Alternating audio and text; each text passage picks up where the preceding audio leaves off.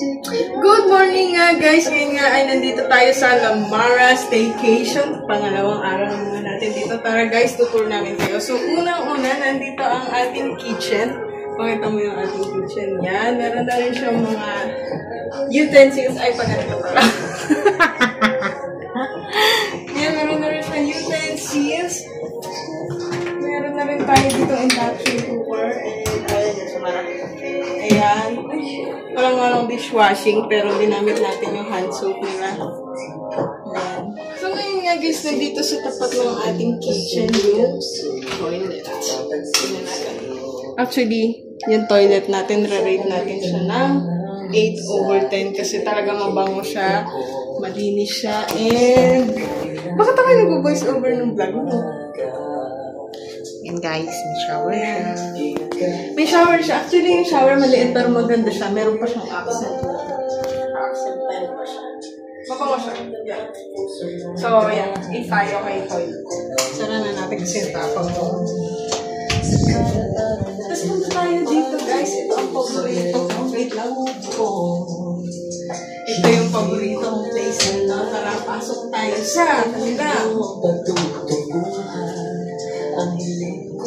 Hey, room. Meron nga ditong billiards.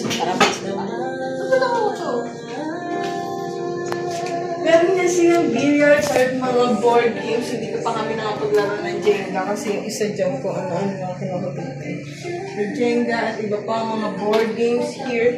Meron na projector pero hindi namin nakita. Tapos meron kami dito billiards na hindi kami makashoot. Tapos, dito tayo sa kanila. Ay, ano yung pangalan?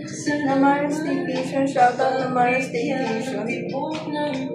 Makabigyan nyo kami discount pag balik. So, ayan. Ito naman yung kanilang cozy the living area. O sige, huwag natin kalimutan ng dining na medyo magulo yung kakain namin. May mga chicha kami pinili. Then, punta tayo dito. Sa kanilang cozy na. Hindi ko patingnan to. Kanilang cozy na living area. Makikita nyo meron sila L-shape na sofa. At meron sila dito window. Come here! Come over here!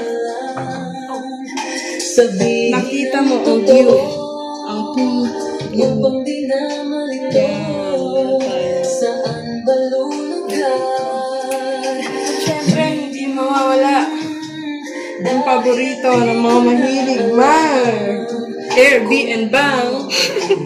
Dito po tayo sa bed. Bedroom nila meron siyang full-size mirror. Siyempre, air condition. And ang gulo naman higaan. Tansya na, data akong magulmatulad. Tada! The bed. Meron siyang double-size na bed. At meron din siyang closet.